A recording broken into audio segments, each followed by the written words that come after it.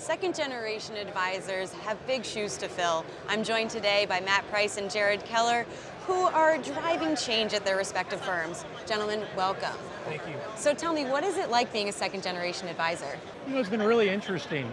Don't tell him, but my father's been a great teacher, and it's been a lot of fun to work for him now in my, seventh year with him. So if I had a quarter every time someone told me I sounded like I'm on the phone, I'd already be retired. But it is interesting from the family dynamic, going to dinner at my parents' house, trying to turn off work.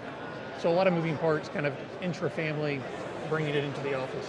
Sure, and Jared, what about you? A lot of similar feelings also. It's such an honor to be part of something your father's worked so hard for, and has such an impact on so many people's lives, and knowing that I'll be able to have that same impact. So it's just every day's great, and working together has really just been phenomenal. So what would you say then has been your biggest hurdle as a second generation advisor? My biggest hurdle, because I started coming out of college, is just really learning the business. But I just really kept my mouth shut, did what he said, and I've realized the business he's grown, so it's just really biting my tongue a lot and letting your dad take the lead with everything, and knowing the right things to do at the right time. And Matt, what was it like trying to earn respect of your peers then as a second generation advisor?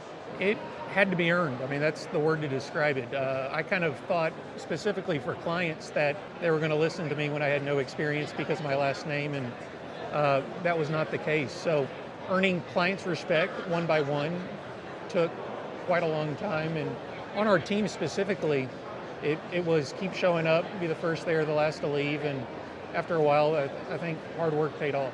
Absolutely. So what is it like then to, you're working with your dad and everything, but it can be hard to get parents to listen to ideas. So what was that experience like for you both? For me, I really explained it very carefully, so it couldn't be misunderstood in any way, and that's the best way to get my ideas across to my dad.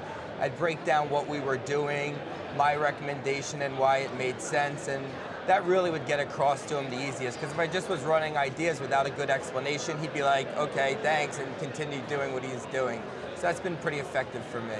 I think a plan of implementation, given the season that both our dads are in, they're more big picture, running the business opposed to being in the business, and showing the steps that we're going to take to implement it, it gives them more of a sense of confidence, satisfaction that it's going to be taken care of the right way.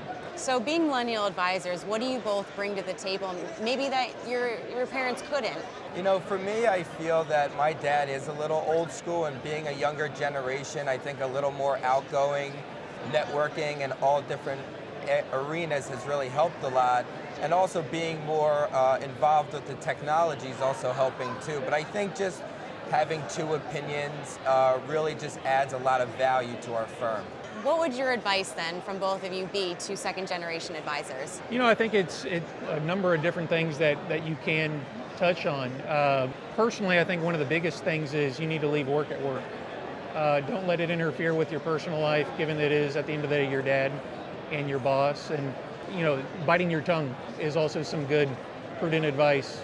It's sometimes easy to think that as much as they do in certain situations, but at the end of the day, we don't have gray hair and we haven't been through half of what they have.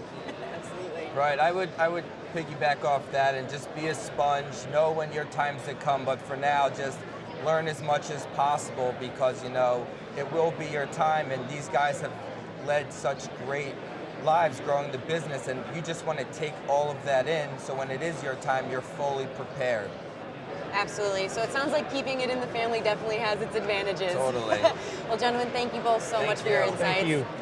For Investment News, I'm Shannon Rossick.